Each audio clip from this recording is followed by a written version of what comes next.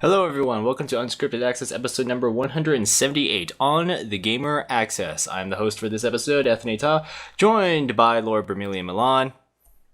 You. And Bronson Fiore. Gentlemen, it's been a while. I've been doing not this show.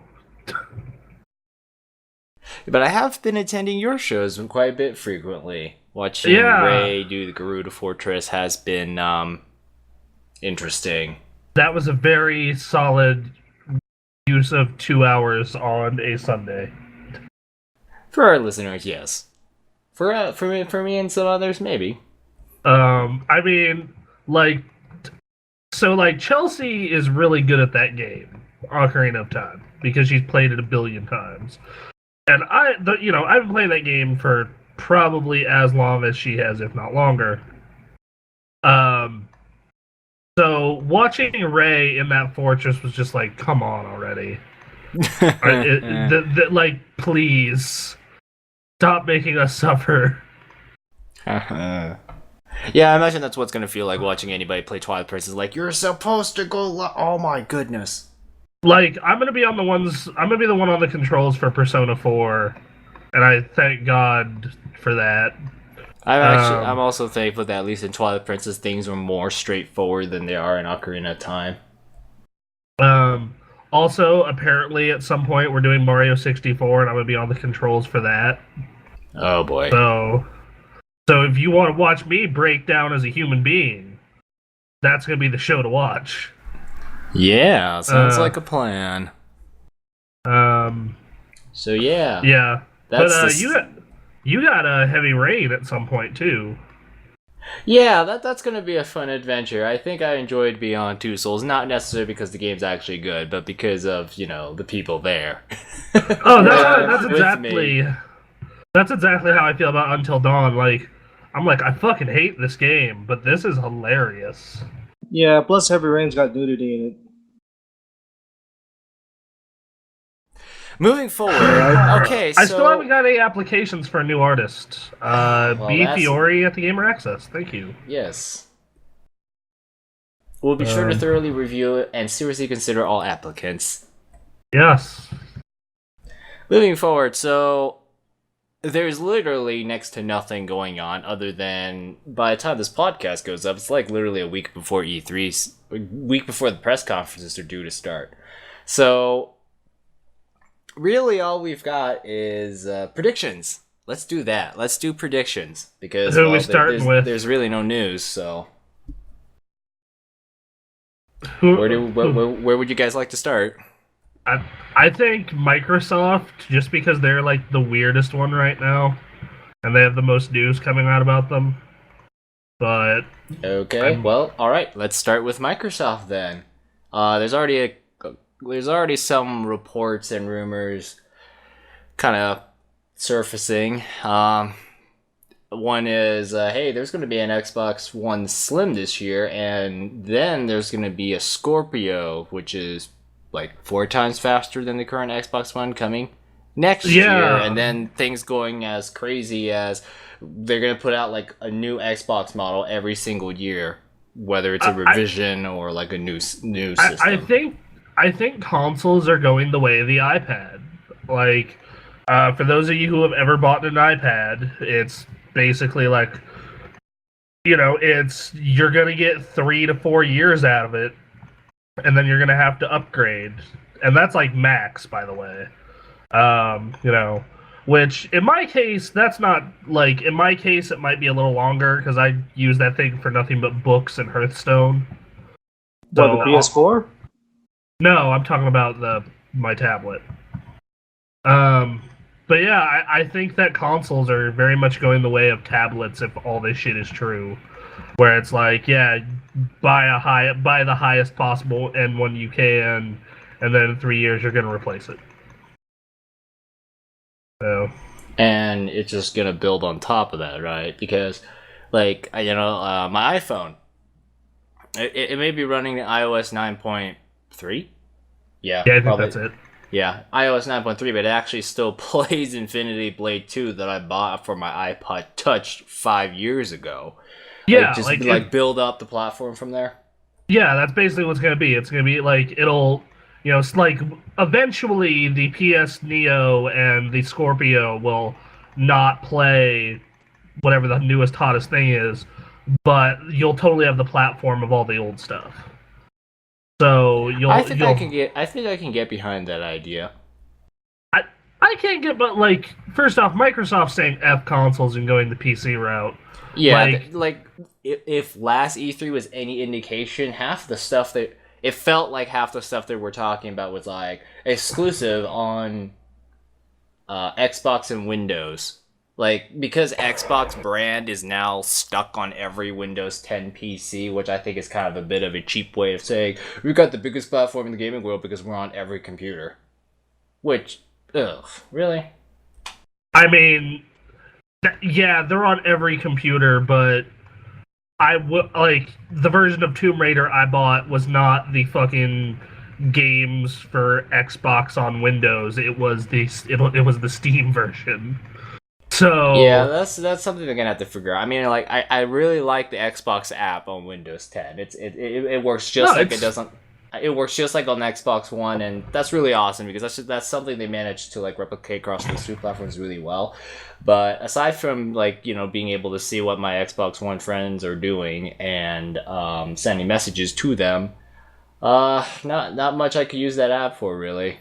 I mean, I look on the like Windows Store, like, what games do you have? Basically, they're trying to say, hey, you could get, Quantum Break on PC only through the Windows Store. Same with Gears of War Ultimate Edition for PC, and Forza Apex is only through the Windows Store on PC. I think that's gonna be like every game going forward, including Halo 6. It's gonna be like, hey, this is on both because there was a podcast that happened recently for another website where someone emailed them being like, "Hey, I was in this focus group for Microsoft, and they had Halo 5, like a test unit running on PC, like a couple of campaign levels, and that would eventually like." So what that tells me is they are going to be doing everything day and date with PC going forward.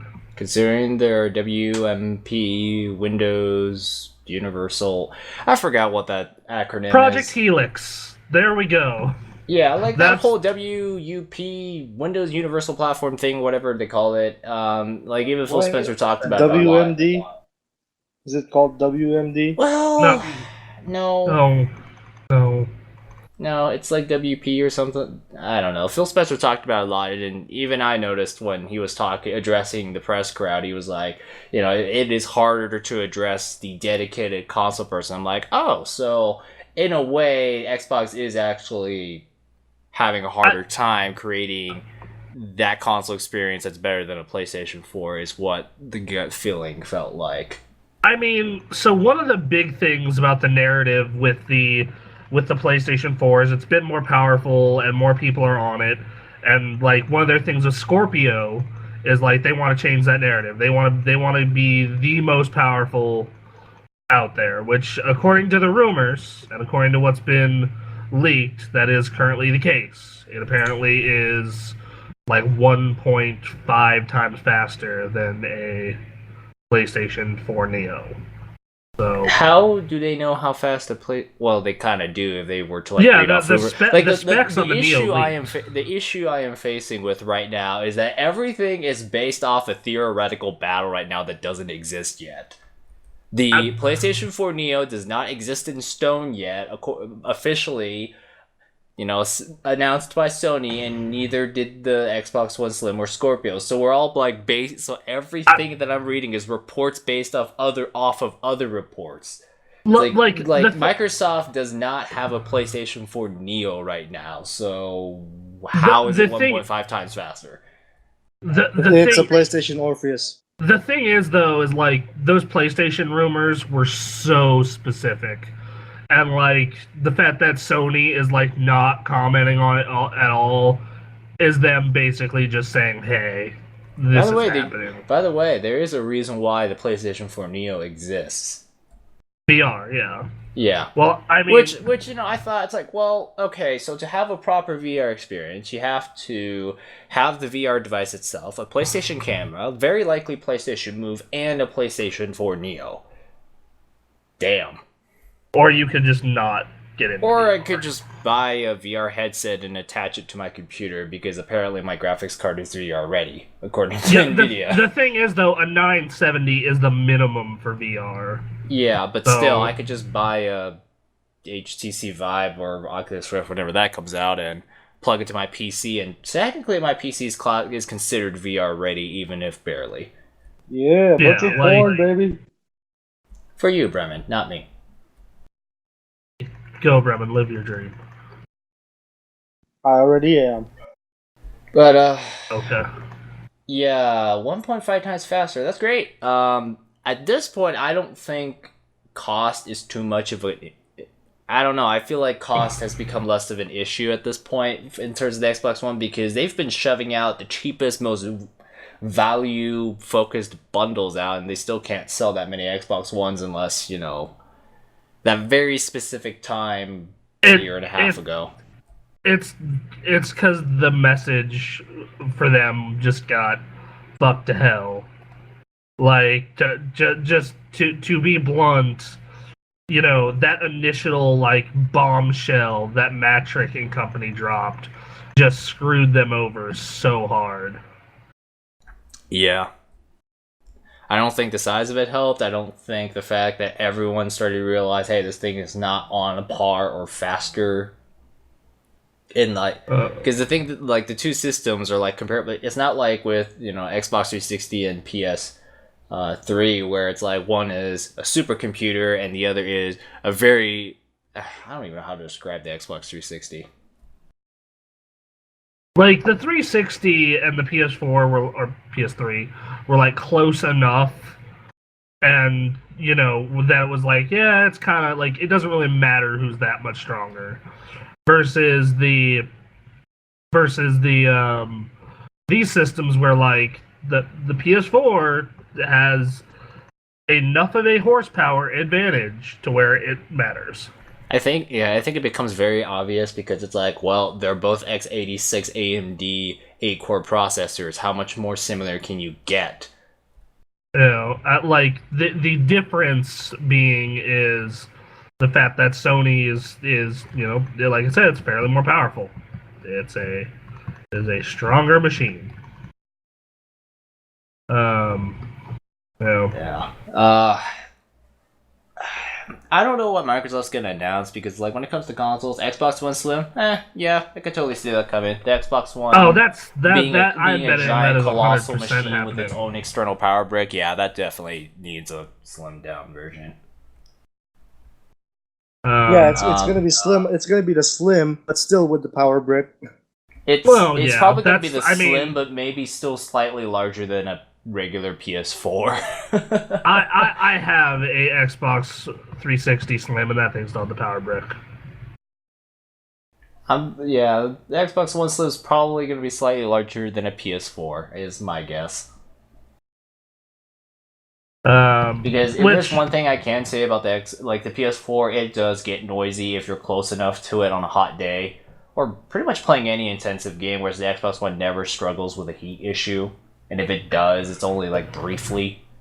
Yeah, that I'll give you because I live in a very hot house, and recently my laptop was actually having trouble running games until you helped me today get all the crap out of it. And my PS4, during the summer, it just you can just hear that thing just whir up versus my Xbox One is just completely silent. So. Yep. That's the console. Games, Forza Horizon 3. Duh. There has to be a Forza game out this year. Some more Halo DLC. I'm gonna say they're gonna announce a backwards compatible something. A big game finally becoming backwards compatible, like Red Dead. To be honest, though, I feel like backwards compatibility was kind of a really cool announcement when we were sitting in the crowd, but now that's been like a year later, I'm like, I think we've reached the point where it's not as big of a feature anymore. I actually disagree with that, because I actually like the idea of all these games I bought digitally being on my Xbox One. Oh, okay. Like, that part is good. Yes. But like it has been really cool, like progressive, like logging into my Xbox like every month and seeing new Xbox 360 games I bought pop up on there. Like that has been cool. That's kind of cool because I can re-download Halo Reach and experience a somewhat crappier frame rate version of Halo Reach. Yeah, but like most of the games were fine. Like I ended up hopping on the original Doom, Pac-Man Championship Edition. Like, those don't sound like the most heavy games though. Yeah, because I played Gears of War 2 and it occasionally stutters. That the 360 didn't do. That said, though, like it's part of that whole thing we talked about earlier, where it's just like I bought this iPhone in 2010, and this one that I bought last year has all those apps available to it. Like this is the same thing. I bought a 360 in 2005, and this Xbox One has all that shit I bought then available to it. Like that's a cool idea. Yeah, I didn't buy many things digitally on Xbox 360, so not much benefit for me there. Actually, it's really weird because there was this game called Aegis or something like that poof up, and I'm like, wait, what's that Aegis game? Wing. Oh, that's the game I played back when I first bought my 360. I completely forgot I even had that. One of my Did you favorites... say it's been ages? Brevin, go home. He is home. I am Brevin, home. God I would tell him it. to go to his room, but he probably is in his room, so crap. Probably in I his am in my room. room. I'm in my underwear too, if y'all are wondering. I mean, if we're talking, I'm shirtless right now, so I mean, no. Well, hey. Pulling this back in before it gets really weird. Too late. It already got weird, Anthony. It already got weird. Really weird. The moment you had to add your shirtless comment. Dude, it's so warm right now. My house doesn't have air, so you know. Yeah. Red Dead Redemption backwards compatible. Okay. I think that if it doesn't show up at Microsoft, it'll definitely show up at Sony.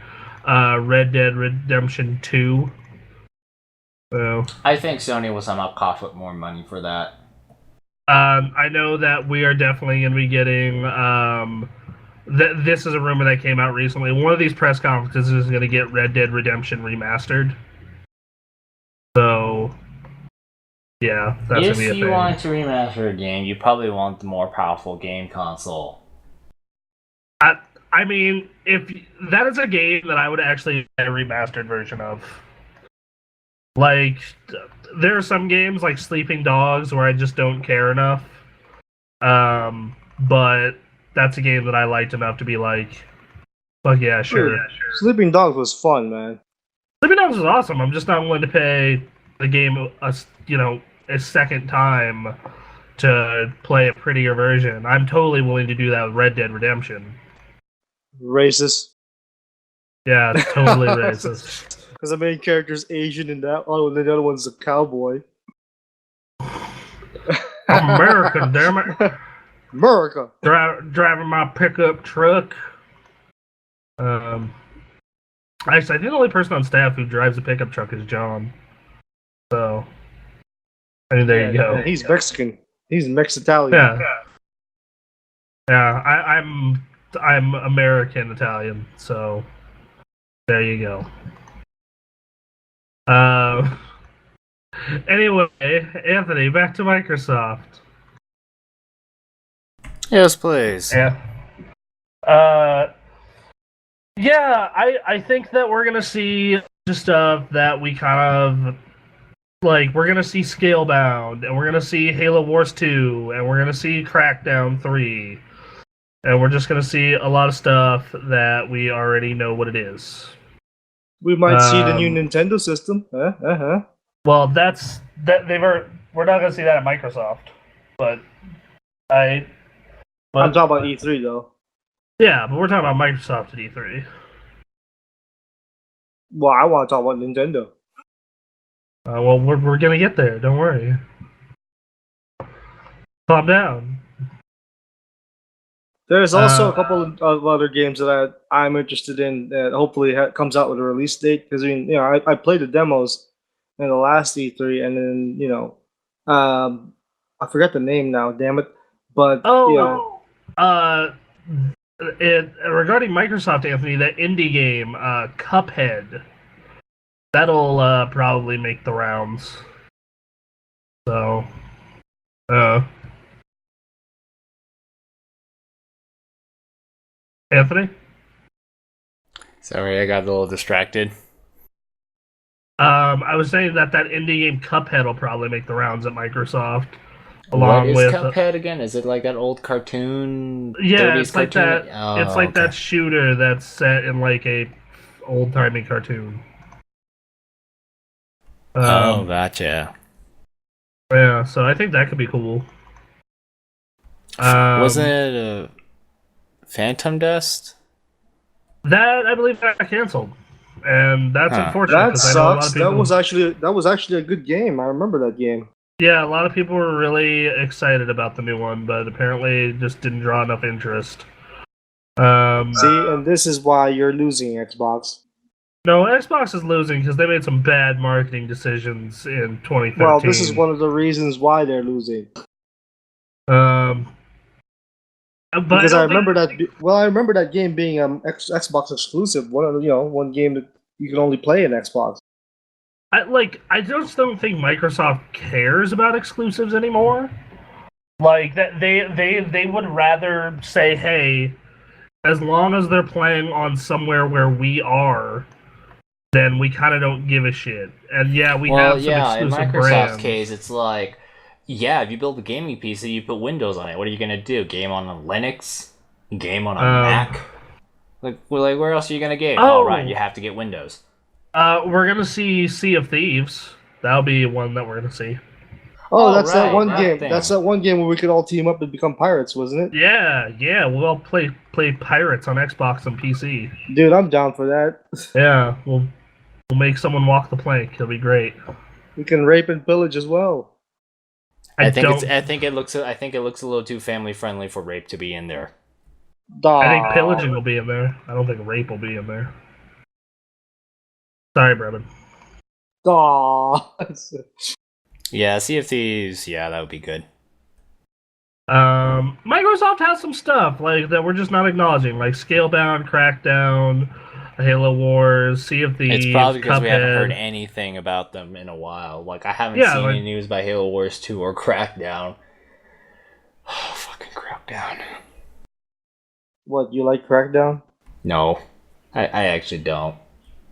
I liked I mean, the it was first. okay. It was just that the stupid narrator was driving me nuts half the time. I liked the first Crackdown, and I surprisingly liked it. All things considered, because that game was like I feel as though Microsoft should have like gave the developers something nice on their nightstand for basically being like a a ploy to get people to buy it because it had the Halo beta. Yeah. Like, oh hey, like they own that studio and that IP, so I'm sure that must have been a fun conversation to have. Like, hey, we're not gonna let your game stand on its own 2 feet. We kind of don't give a shit if it's good or not. We're gonna pack it in with the Halo beta, and everybody and their mom is gonna buy it. And then sell it.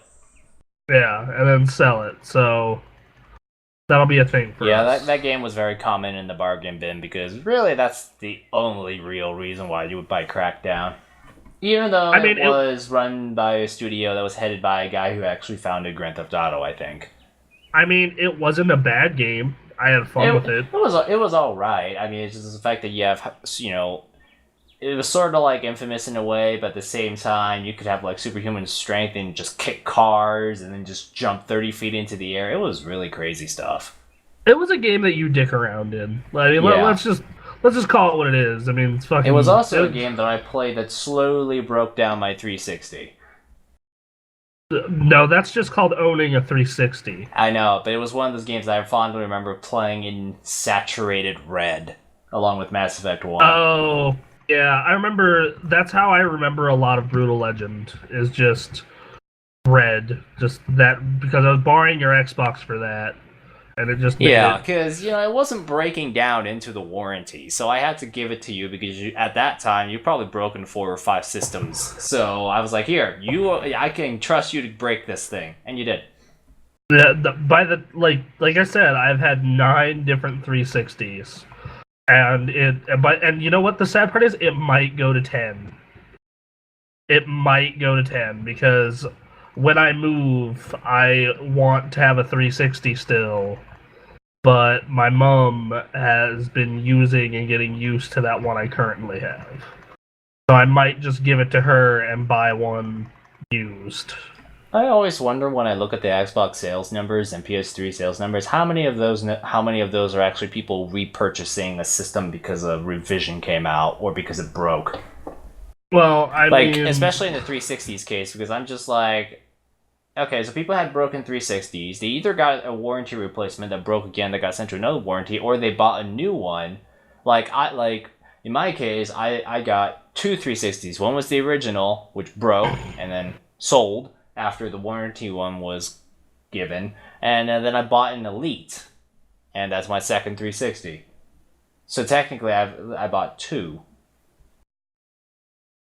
Let's see. I got the launch unit, and then that one was replaced 2 weeks later because it kept freezing.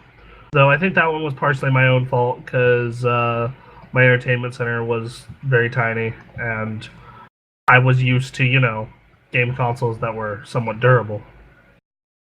Reliability. Who knew that was ever such a thing? And then the next time it wouldn't break until summer 06. And then it broke again in summer 07. And then and then it broke. Okay. Yeah, look, I broke a lot of Xboxes, and it wasn't like I treated them poorly or abused them either. It was like I would dust them weekly. They were on a hard surface. They weren't exposed to the fucking elements. It was just this thing of they were poorly built. This current one is the only one I've had that has not had some type of problem. And it has now been jinxed. Yeah, and it's also the only one that's a slim though, so take that into account. Oh yeah, you remember when they did that, when Don Matrick was like, it's on sale today, and you all get a free one, because that Kinect presentation was garbage. Darth Vader, you're double parked. Yeah. Parking the Death Star. I don't know how you guys got on that topic, but okay. Oh, right, because they announced Star Wars for Kinect. Yeah, so I think part of that was because we were... So Aaron just got back to Reno. And we were recording that particular show at 3 in the morning. So, that's why. That's exactly why. It's like any other games, Forza Horizon 3. If it comes out on PC, cool. I literally have no reason to own an Xbox anymore. I mean, sell it, then. It's the Forza edition, though. I really am fond of that paintwork, but yes, I could. I mean, then keep it, because you never know. Steelbound might be fucking awesome. It could be, yeah. It doesn't hurt to have the system around, because in my case, Rare Replay is not on PC, so I guess fine. That's a valid reason for me to have that thing. Yeah, I think I'm just gonna keep it around because for website purposes and all that kind of stuff. That too, you never know when we're gonna get a review copy of something on it or things of that nature. Yeah, but As I said many times, it sits in a box in my closet right now, so I'm like, well, I'll use it whenever I feel Now like that I it. have a smart TV, it is very much like only used for Halo. So, Yep. Actually, I must admit, when I first bought my 360, it was only used for Dead or Alive. I remember the 360's launch being very strong for me. I liked a lot of games, but then like you went through that like launch lineup, right?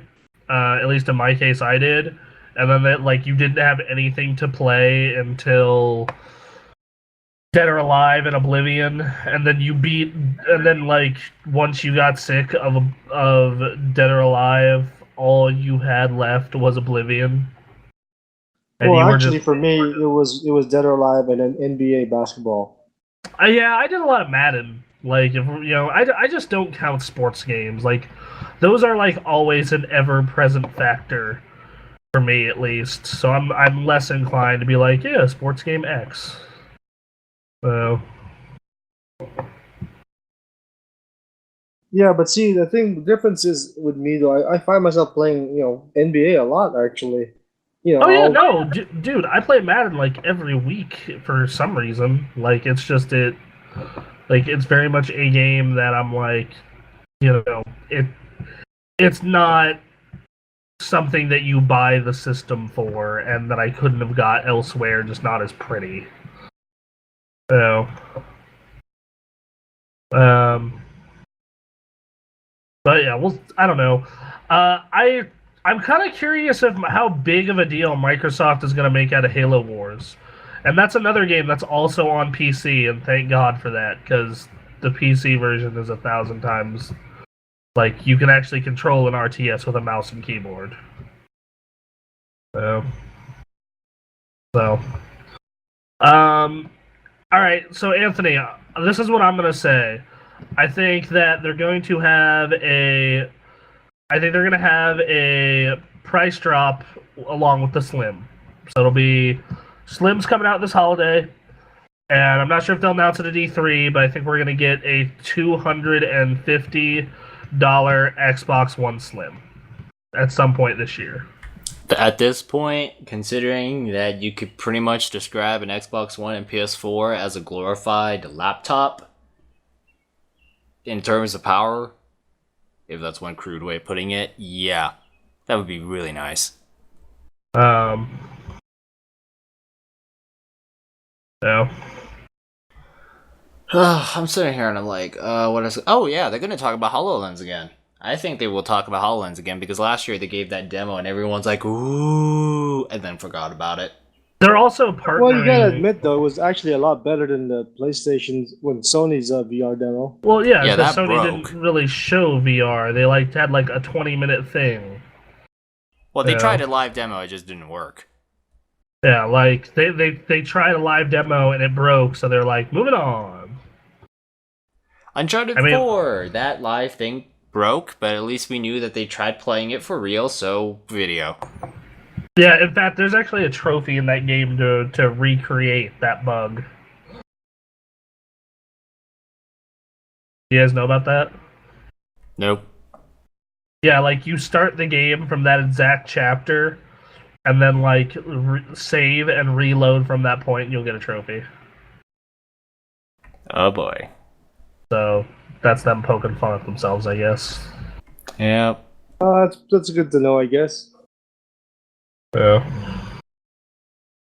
I don't know. This is like a really weird E3 because we're like supposedly going to be getting, like these mid-generation refreshes.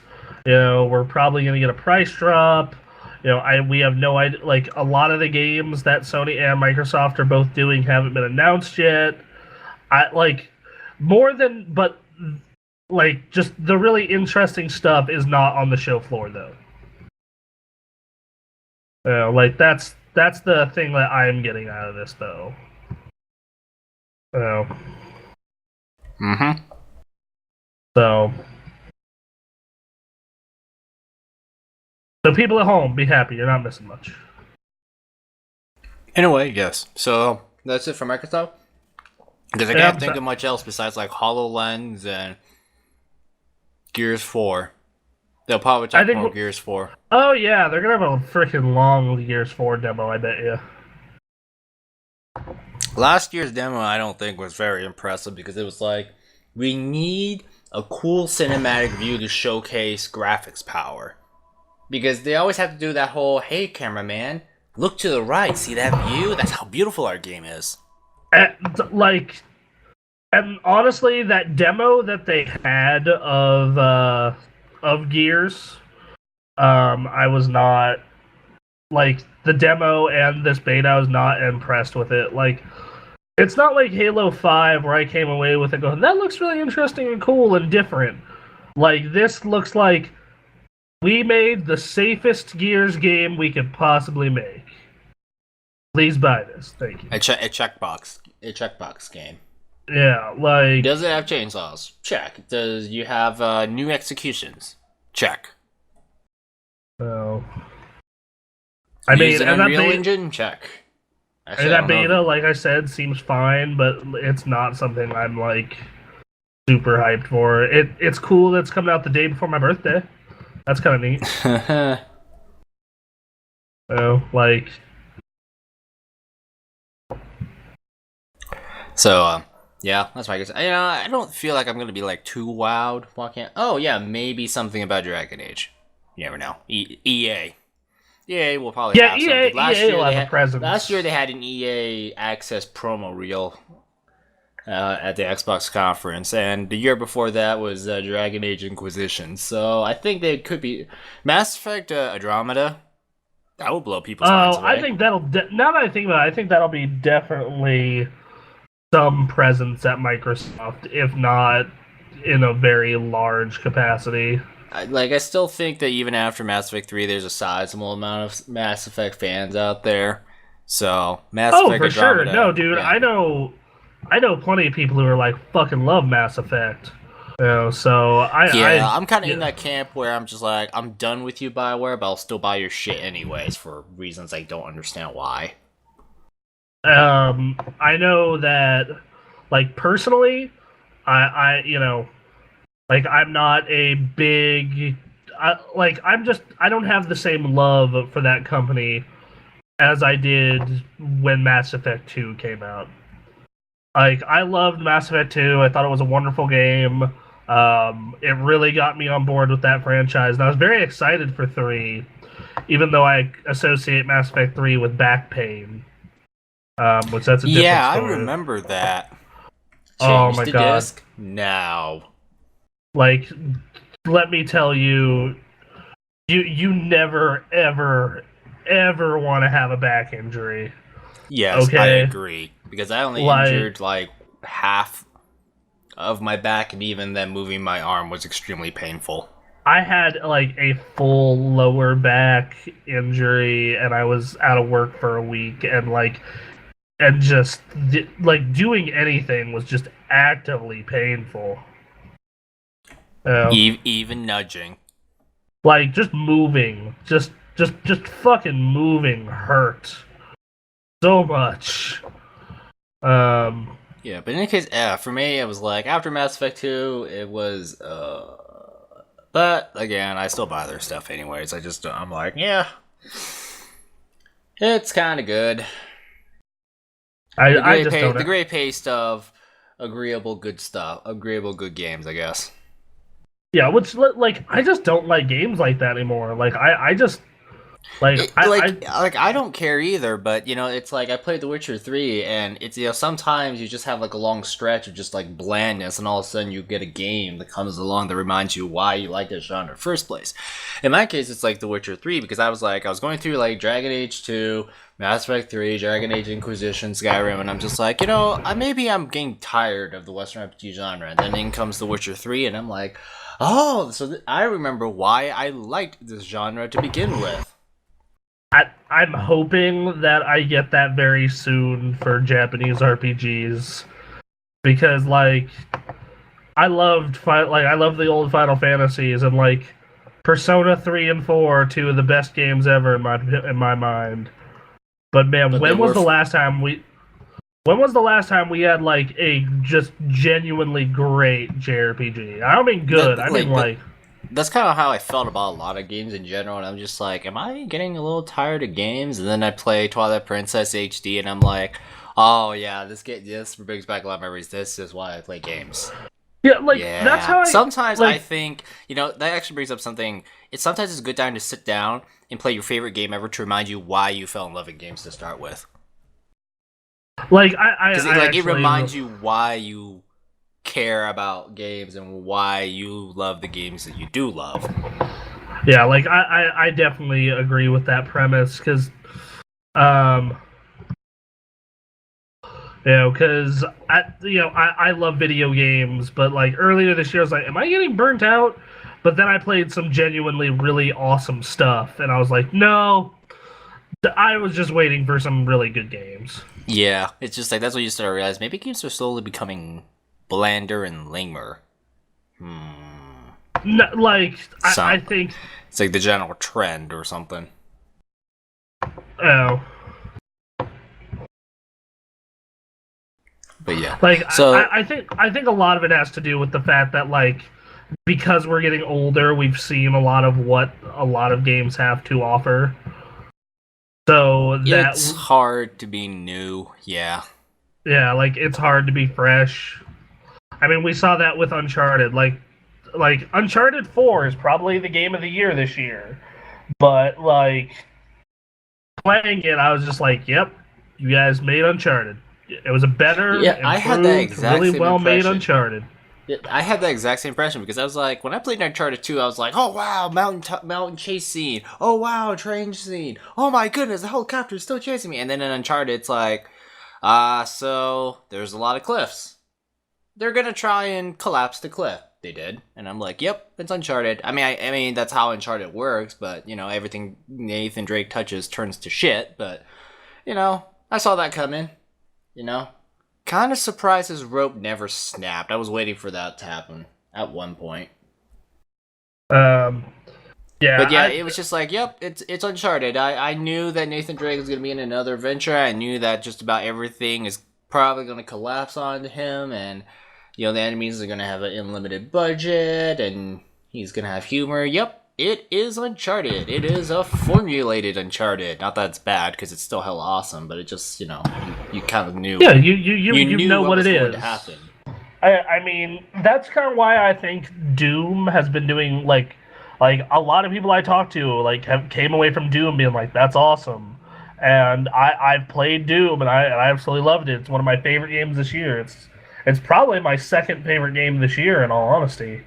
And like the reason that Doom is so popular is because it's really fresh. Like they just don't make shooters that way anymore.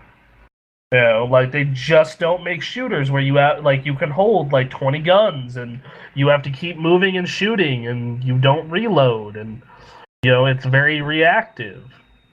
Versus I loved Bloodborne, but I'm playing Dark Souls and the entire time I'm just thinking, this is cool. It's like a fantasy version of what I played last year. It's all right.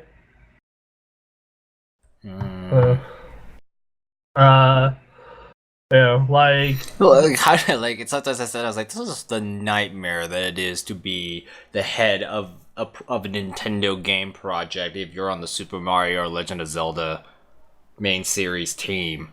It's like, how can you be fresh but not be derivative of the past?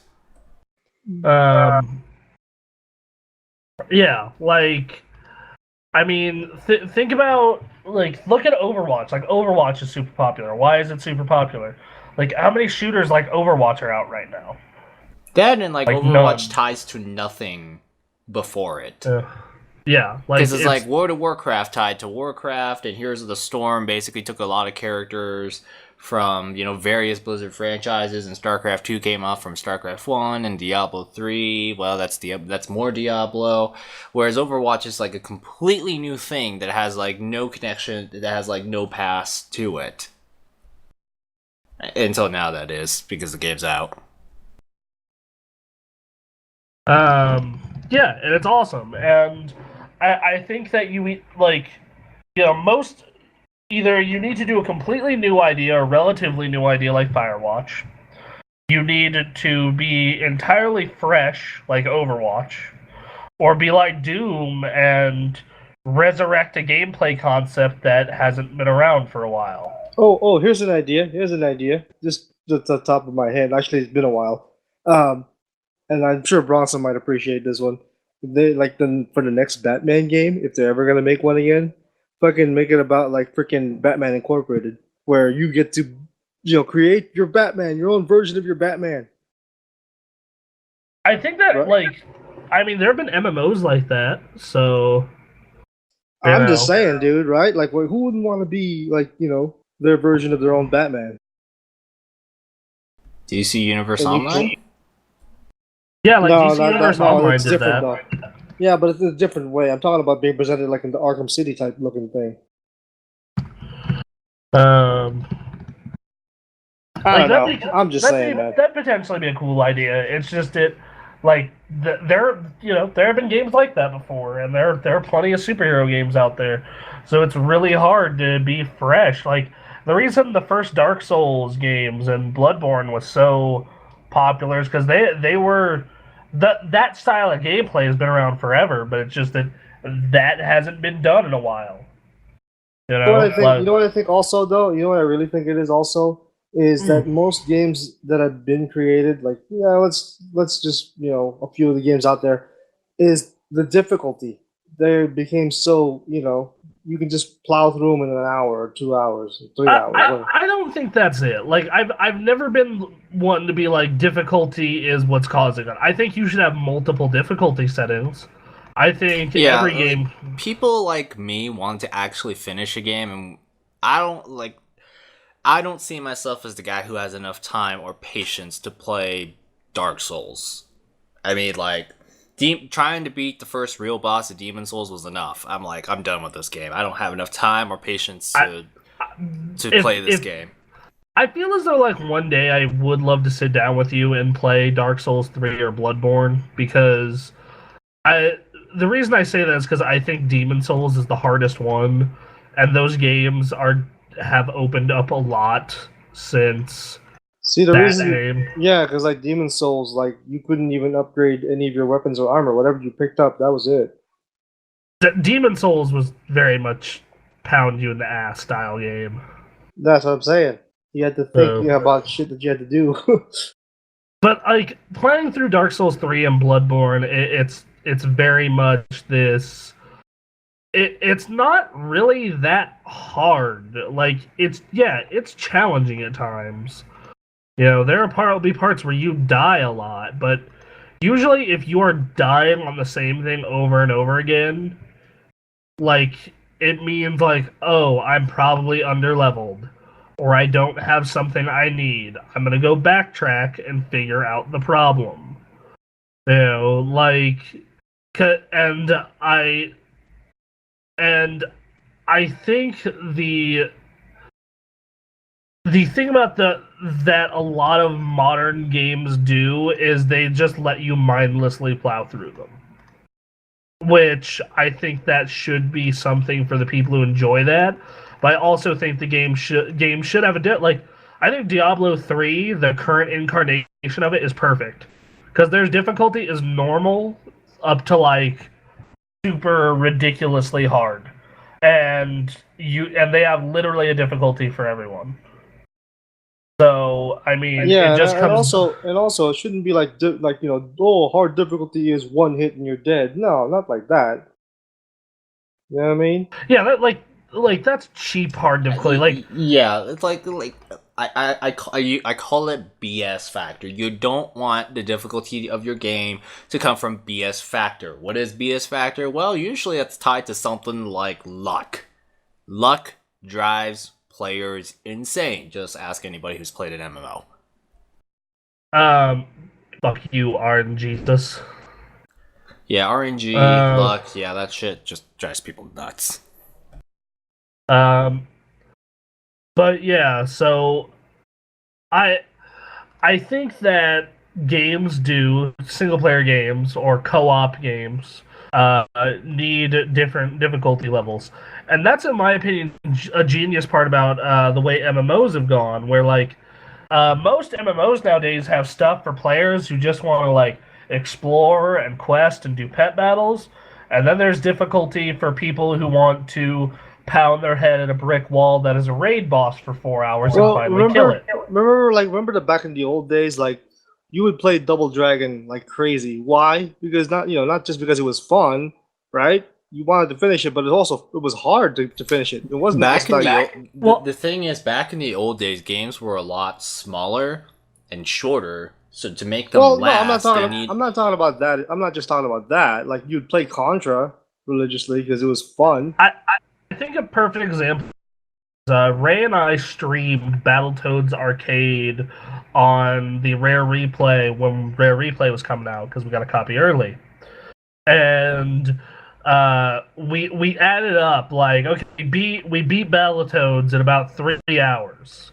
Battletoads Arcade, and we like added up. It's like, okay, how much would that have cost us if we would have done that at the arcade with how many times we? And it would have cost us $200 to beat Battletoads at the arcade. Oh my goodness! So, yeah.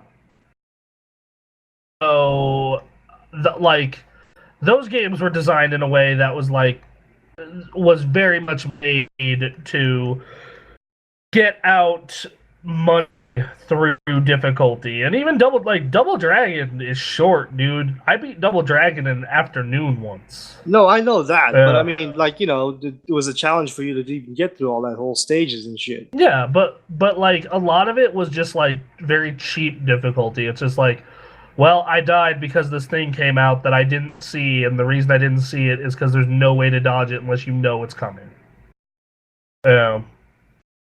Cheap shot. Yeah. So And Contra is was pretty fun at the time too, dodging through Like, all those freaking. yeah, I actually really love bullet hell games to this day. Because I think, have. Sorry, go ahead. I think like the concept here is that it needs to feel rewarding regardless if it's easy or not. If it is like a game, if like in the case of Bloodborne in the Dark Souls series, it is rewarding because you actually have to know what to do, and when you figure it out, it feels good. And an easy game can also be rewarding because in the case of one of the games I'm playing through right now, oh yeah, it's easy, but I'm rewarded because I like racking up like crazy combos and having a good story, stuff like that. Right. Well, this goes up. The You have embargo's to feel like up, you're getting so we something can talk. out of it instead of maybe like in Forza where you're like driving on the same lap like 40 minutes in and you're getting bored of the endurance race. That's not very rewarding. Yeah, man, it's like like the game doesn't NASCAR. even like give you that many credits for having to suffer through a 1 hour endurance race. It only gives you barely enough to buy your next car, and you're just like, why? No, that's not rewarding at all. That's just lame. And that's why I think like I look at like World of Warcraft now, and how like a lot of players are like, it's not hard enough anymore, and that's because they were the crazy people like me were playing it during vanilla, and like getting your mount like getting your epic mount took forever because it cost a fortune. And in my case, I spent like 20 hours down in the Searing Gorge killing baby dragons. To pay for my mount. And when I got it, it was this very sad. Like, you're right. It comes down to that feeling of achievement. Yeah, you Well, love that It doesn't mount, have don't to you? just be achievement. You have to feel like you're getting something meaningful for what you put into it. Like, I played Mass Effect 2 on easy difficulty setting, but, that's because I'm not really in it for the combat. I mean, the combat's kind of fun and all because they did a great job, they made it a lot better than Mass Effect 1, but really it's because, it's like, wow, the story's amazing, and the music's amazing, and hey, these conversations are amazing. Like, I was still getting something really good out of the game, even though it was on the scenes. for you, Bremen, okay? But yeah, it's like, you have to feel like you're getting something out of it. Like, in MMOs, it's like, why do people run the same frickin' dungeons like 3 or 5 times a week, every single frickin' week? because they're like, oh man, if I do this in long enough, I'll have enough currency to get my next piece of gear and look awesome. Well, yeah, and I think that you just described a problem with MMOs currently, where like back in the day, like when you would walk into a major town, I'm going to use Warcraft again because that was like the one I put the most time into. Was like if you saw someone like walking around town on an epic mount with a tier 2 gear set, you're like, that guy's a badass. Now when you walk into town, like you don't know, like it doesn't matter because you can get epics drop. Like literally, you can get epics without ever even going in a raid. Right. Or I mean, PvP. isn't there MMOs out there too where you could just buy it like cash? You just use your cash and just buy fucking. Yeah, that's Star Star Wars. That's Star Wars. That's a Star Wars MMO. Yeah, you don't even have to work for it. Just like, oh, let me just pay like this much money and I'll get the good gear. Yeah, that kind of gets a little political, doesn't it? When it kind of brings up, oh, you didn't work for it, you just merely bought it because you were rich. I think that it's about. I always say like Wrath of the Lich King was the peak, and the reason that I always say that with WoW is because it found a way to be the middle line for getting epic, cool-looking gear and stuff. Because yes, if you're a raider, you got it first, and you were kitted out, and you knew who raiders were. But were they Raiders of the Lost Ark? No, Harrison Jones wasn't in the game yet. Aw. I like that guy. I love his Indiana Jones parodies. Especially down in the desert during the Cataclysm one, that was hella awesome. Those were so funny. Yeah. But if you were a more casual player, you could still do heroics and you could still get epics, but it was going to take a while. Like you were going to be farming heroics like once a day, every day for quite some time. The rest of your life. I think that was a good way to do it because everyone got what they wanted, but the hardcore players were rewarded and got what they wanted sooner and whatnot. But anyway, yeah. Game theory. Hey, we should talk about Sony's press conference. We probably should. Obviously, PlayStation 4 Neo. Yeah, I think they're going to spend a lot of time. News. That and VR are going to be 3/4 of their press conference. That's going to be interesting because, like, the issue I see with VR is that, it's a big investment, but, obviously VR is still new technology, so it's obviously expensive. It's going to take time for it to become, more affordable. And so, it's going to be really interesting how they're going to present a device that most people may not be able to afford or want to buy for a while.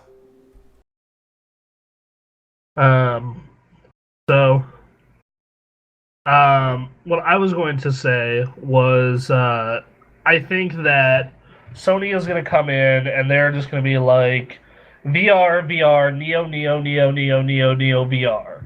And we're going to get a little bit of games. We're going to get Horizon. We're going to get, we're going to get probably 3 or 4 games, maybe a teaser for something next year, and the rest is all going to be on hardware.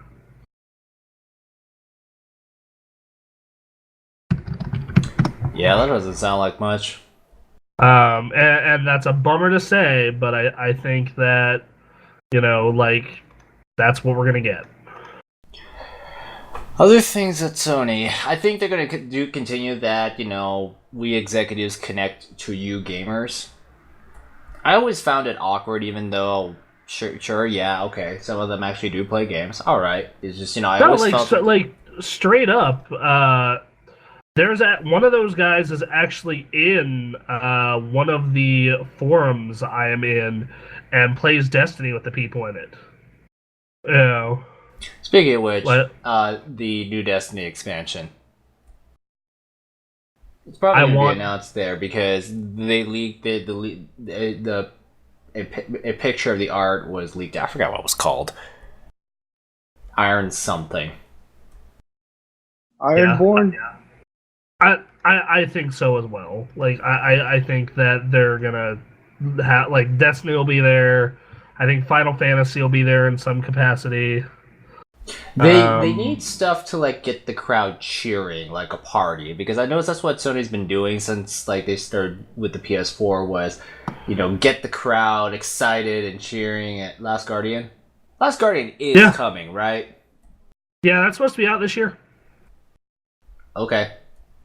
So I But yeah, take that. they're trying to get people to like start cheering like a crowd, like Final Fantasy VII remake announcement that got the crowd cheering like crazy.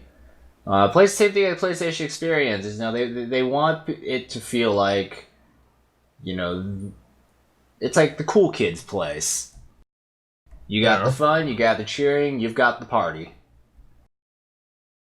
yeah. I think that it's gonna be a lot of that. Like I think we're gonna get a lot of the stuff. Like they're gonna play to their audience, and then we're gonna see a lot of VR and Neo, and they're gonna make sure that VR runs on a regular PS4.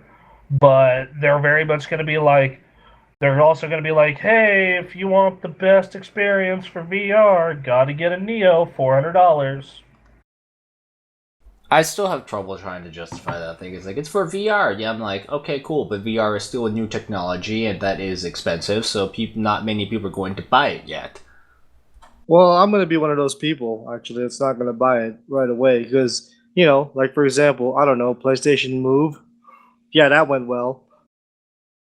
PlayStation iToy, PlayStation Move, the Eye of Judgment.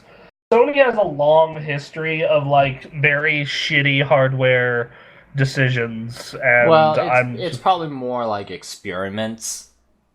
uh, It's like they're experimenting with VR, and if it becomes big, they'll be one of the first to capitalize on it with the affordable, in quotes, VR headset. like the whole reason that I am like not buying any of these new consoles and putting that between an Xbox and a PlayStation $800 towards a new computer is because I know that I will be able to play the vast majority of games on both and have to upgrade just as often. So, Yeah, at this point, uh, like if they're making it to a point where you have to like pay, I'm going to like pay $400 every 2 years for some new game console of some sort. I just would rather spend that on computer upgrades. I mean, I'll probably get not the Neo, but the Neo 2 or whatever one's after that. But but like, I'm definitely not getting another Xbox. Uh, definitely not. You will get another Xbox. It just happens to be a PC that has an Xbox app on it Sure, I mean, because Windows 10. I will not get more Xbox hardware. Then I will absolutely Yeah. buy another Xbox applications. I'm sure, but I will absolutely not buy the hardware. I will probably end up just hopping onto, like, because with Project Helix, all their games are going to be on PC anyway, so it's like, why bother? Yeah, it's just like the moment the Forza the moment I read for all future Forza Motorsport releases will be on PC, I was sitting there like there is literally no reason for me to own an Xbox console anymore. None. There's like no reason. Um, Actually, speaking of which, I actually did download the Forza Motorsport 6 Apex beta on how my was it? laptop, which was weird because I should be doing it on my system. My laptop could barely run it, and aside from the fact that it has like those strangest stuttering issues that were annoying, and the fact that the modeling and texture would just completely disappear, it's still Forza. All right. Well, So, they got a lot of graphical work to do to make it less, disastrous as far as bugs go, but it runs. It looks pretty. Nick will be very happy, at least, about his PC being his Forza box. yeah. But yeah, I mean, the beta's there and it's free. It's gonna be a free game, so I'm like, wow. What is a realistic game that you would like from Sony to announce? Like something realistic that that Sony will come out and talk about. Another Naughty Dog project? Another Uncharted. Haha! No, not another Uncharted. Something else. It would be Last of Us. Like another Naughty Dog project? The First of Us. The Last of Us 2. No, it's going to be called The First of Us. Oh my god. If we were to make puns really bad, sure. Yeah. Speaking of, like, we were talking about Doom, how it brought back kind of like a game mechanic that's just kind of been forgotten over time. Turn-based RPGs just haven't really been as strong unless it's Pokemon. Hey man, like Persona's still doing turn-based. Okay, Persona's coming. Can we name more than just Pokemon and Persona? Or are we saying Persona because, it just happens to sell moderately well? Fire Emblem. Fire Emblem's alright. Valkyria Chronicles. That's a re-release. They've still been making sequels though, and they're doing like another side Valkyria game this year. I would like to see turn-based RPG genre get at least some revitalization because it's been really action-heavy. Yeah, and that sucks. Like turn-based games are red. Like even Final Fantasy, which had its foundations built on turn-based, is now like everything is a variation of Kingdom Hearts now. As much as I would agree with you on the I don't know, everything's on Kingdom Hearts, I actually kind of like that. Just me. That's you like it. Yeah, that's fine. It's just like, turn-based. I grew up on turn-based RPGs, so I want them. It's like, like Pokemon's great and all, but, Pokemon, I kind of am tired of it. Yeah. But I'll probably still buy the next one anyways, because I know everyone will. My problem with action RPGs is because they're statistic-based, it doesn't feel good. Like, it doesn't, or like, rarely feels good. Like, Dark Souls is the only, and Bloodborne are the only ones that nail it, really. Because, like, in Bayonetta, when I hit you, it always does the same type of damage to the same type of enemy. But because RPGs are based off statistics, it never does that, and it never feels satisfying. The games just don't have that punch that a full action game can have. It has the visual punch, but maybe not the numbers to back it. Yeah, like it doesn't have the fucking like shit you see in like Bayonetta where it's just like, man, you've been hitting that guy for like 20 minutes. Are you gonna let him down? No. Like it doesn't have that. Even though blood is flying everywhere. Like I think that, and I would love for character action games to make a return, like Bayonetta. Like, they were really popular for a while, then just kind of disappeared. That'd be nice. Yeah. I don't know. My beef with some of the, the turn-based stuff. I mean, yeah, I'll play some of it. If the game is turn-based, fine, I'll play it. But, my beef with that stuff is, if I dodge, I'd like to know I actually dodged. And, like, hey, I pressed the dodge button, I dodged. Instead of like, ooh, slash, hit, slash, miss. Why did I miss? He's right in front of me. Statistics. That's how RPGs tend to run. I know, but I'll tell you, that's what bothers me with that stuff. Then Pokemon will drive you nuts, because it's like, how can you fire a giant hyper beam or solar beam and still miss? Oh no, like I said, I could still play those games. But I'm saying that's my issue with stuff like that. Alright. Well, anyway, Nintendo. Oh wait, Sony. Do you think they will talk about the Vita at all? I think we'll get, like, we're still doing stuff with it. Alright, bye. We appreciate your support and we give continued support. Here's a montage of games for the Vita. I mean, they just announced Cosmic. They just put out the Cosmic Star Heroine E3 trailer. So, that's a Vita game. Yeah, I think they're still gonna try and play it up with a party with like big announcements and all that stuff. Oh, and the indie showcase. They usually do that. Make sure you eat plenty of gelato for me while you're there. Why? Because why not? Because I'm smaller than you. That's okay. Someone has to pick up the gelato slack. So you I'm it, smart, Anthony. What do you mean you're smarter than him? You can eat more than him. Not it, really. Depends. When it comes to like gelato and ice cream, not really.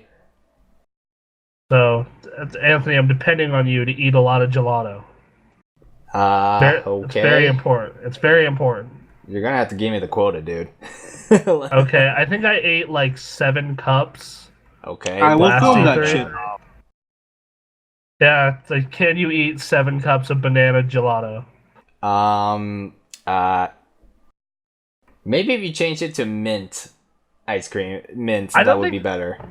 I think they have mint. They had like vanilla, caramel, and banana. Okay, then I'll just do vanilla. We're gonna have to film and document that proof. Oh, is that the food challenge now at E3?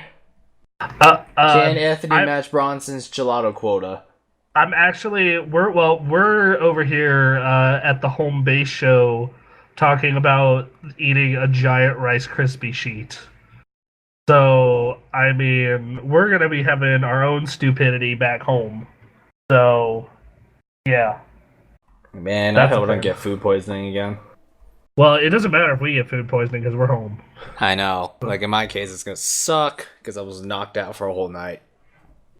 Man, that sucks. Uh, Nintendo Legend of Zelda done. Actually, they've expanded some of their plans. They Okay. said the only thing being able in Nintendo's booth will be Zelda, and in place of the Nintendo Direct stream would be a day-long Zelda stream. There still isn't going to be a traditional Nintendo Direct, but they said there will have their Treehouse stream, and that will include largely focus on Zelda, but will include gameplay of Pokemon Sun and Moon, Pokemon Go, Monster Hunter Generations, Dragon Quest VII Fragments of Forgotten Past, and Tokyo Mirage Sessions #FE. Or, There's the Mega 10 Fire Emblem crossover. which, it's a JRPG set in modern times with a focus on youth culture, creativity, and J-pop. Heroes draw on their performa for sustenance and power. Yeah, see, it's really strange because it's like oh shit, Mega 10 cross Fire Emblem, and then the more I find out about the game, it's like what's Fire Emblem about this? This seems a lot more Mega 10 than any Fire Emblem at all. I'm just like I don't get this. But yeah, that's just my personal thought. So Monster Hunter, that's great. You said Dragon Quest 7? Dragon Quest VII. How many Long Dragon Quest subtitle. games? How many Dragon Quest games are there? Because I know 9 came out on the DS a few years ago. And look, they have Zelda, Pokemon, Monster Hunter, Dragon Quest. They have 6 games at this thing. Cool. So That's one of them comes Treehouse, out so, 2 weeks after the show. So yeah. yeehaw. Man, the Tokyo Mirage Sessions game just gets weirder as time goes on.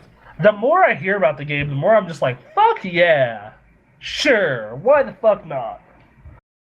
It just gets weird. So that's pretty much Nintendo because they literally just laid out all their plans right there. Are you ready for that 90-minute Zelda demo? I'm excited. I'm just not as excited for the line that's going to result because of that. It and Persona are right next door to each other. They can have the entire Nintendo booth dedicated to Zelda, but even then I know that because it is a Legend of Zelda game and the Nintendo booth tends to be very crowded, the line may be extremely long. I'm just gonna line up if there's a cosplayer or it's a Zelda. No, that's not going to happen. Maybe they'll announce an amiibo or two that goes with the game. That'd be hella awesome, don't you think? How about they finish that Smash set? So, if they announce an amiibo that comes with the Zelda game, I think that would be kind of cool, actually. well, they probably will. Yeah. Because a lot of their, like, bigger publicized games come with have amiibo versions now. But they still need to finish the last 3 characters of the Smash set, so that'll be a thing probably. Yeah. So we need Bayonetta, Cloud, and Corrin.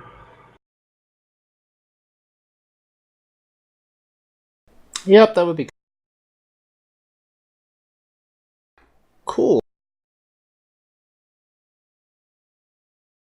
All right. What are the comments? All right.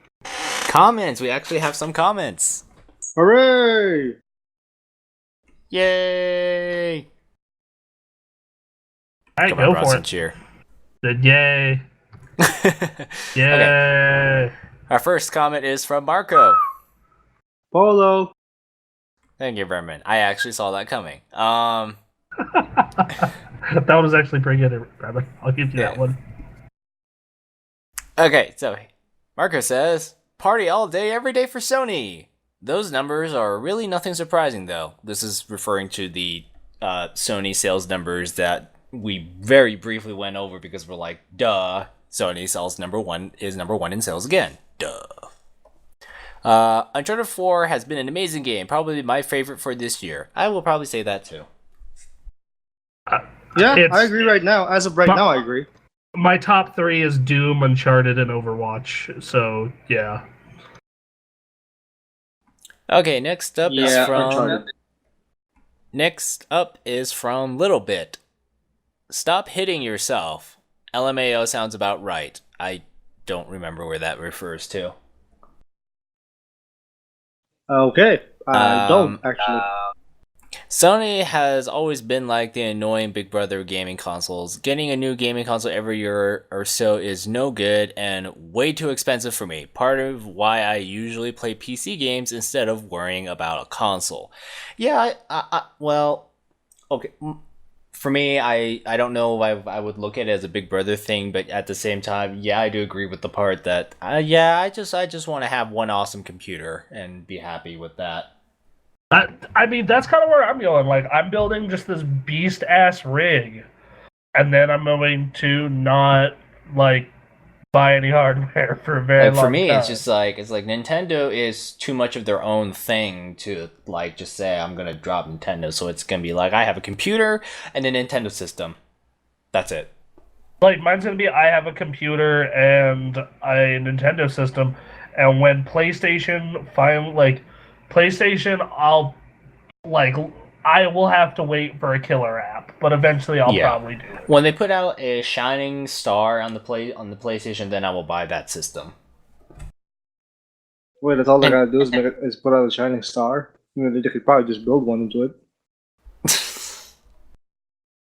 It'd probably be too expensive. Just saying.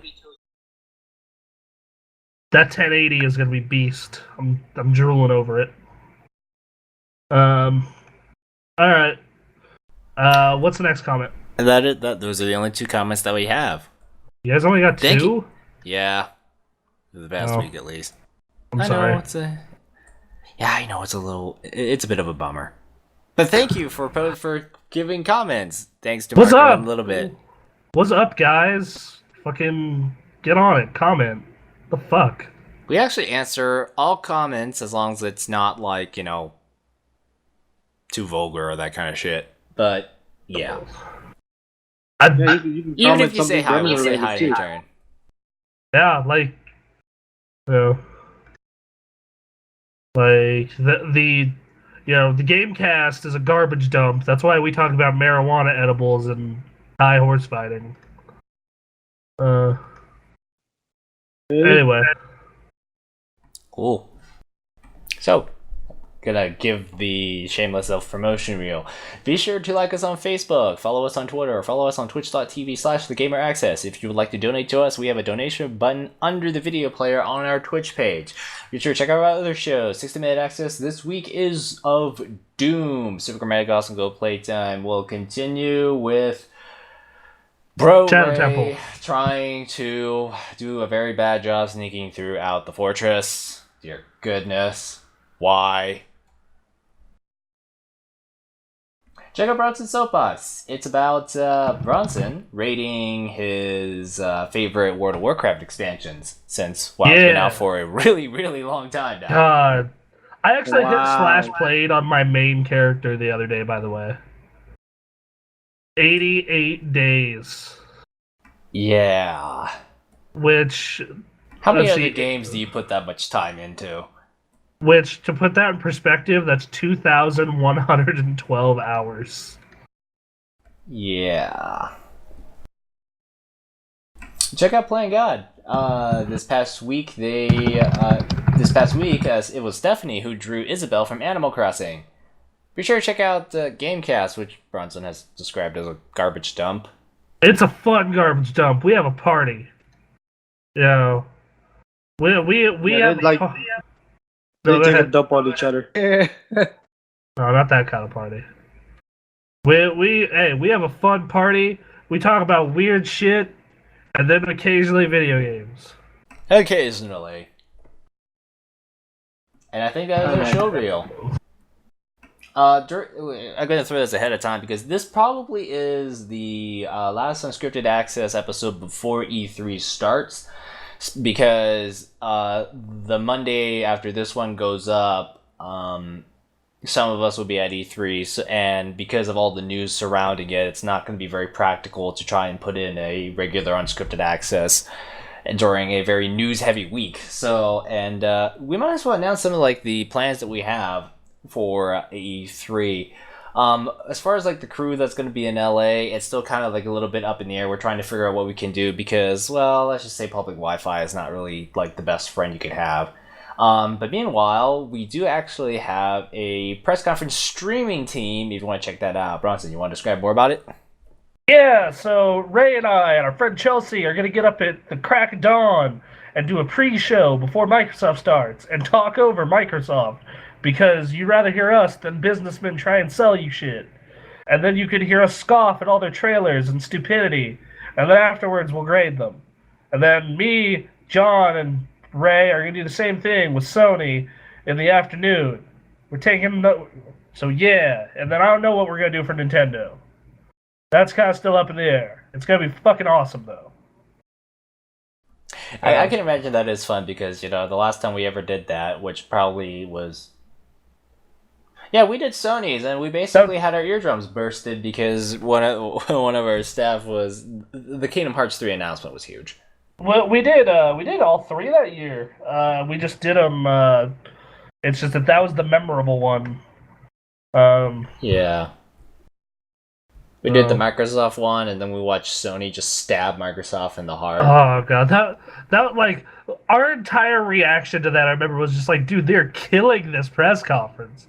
They are fucking annihilating Microsoft. Watching what was it? The Jimquisition video was everyone's cheering just because Sony didn't became a hero. They just did things that made sense, and everyone's cheering as if sense had completely evaporated.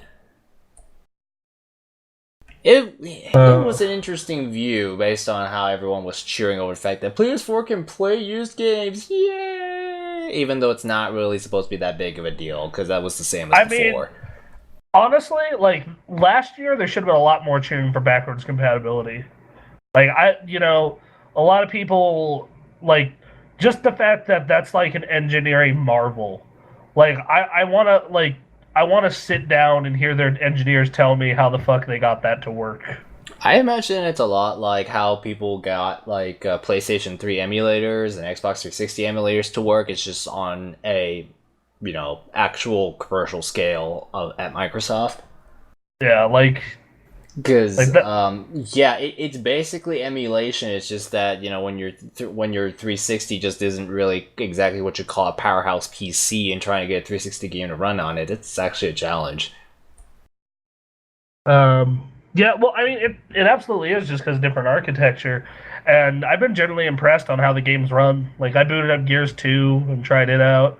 I've messed around with Viva Pinata and Cameo. All the arcade games work great, which that's always a plus.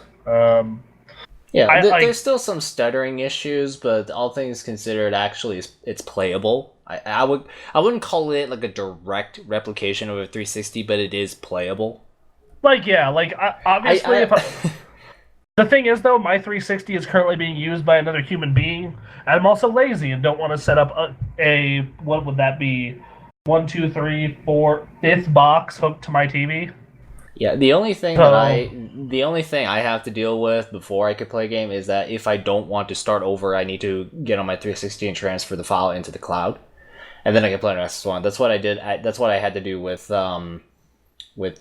Forza 4. Also, I noticed that some games that you install DLC comes included free. Which that's cool. Yeah, like in the case of Mass Effect 1, I'm like, I never bought a single ounce of DLC for Mass Effect 1, and yet they threw in the Sky... I don't know, it's the Batarian DLC, isn't it? So I was like, oh, that's kind of nice, and, yeah. So we're, like, starting a new show now already? Anyway, we'll be, we got a bunch of E3 stuff going on, and then the following week we'll be back to your normally scheduled programming. So, yeah. Yay. Yay. Peace all. Bye, we love you. Get hyped. Bye.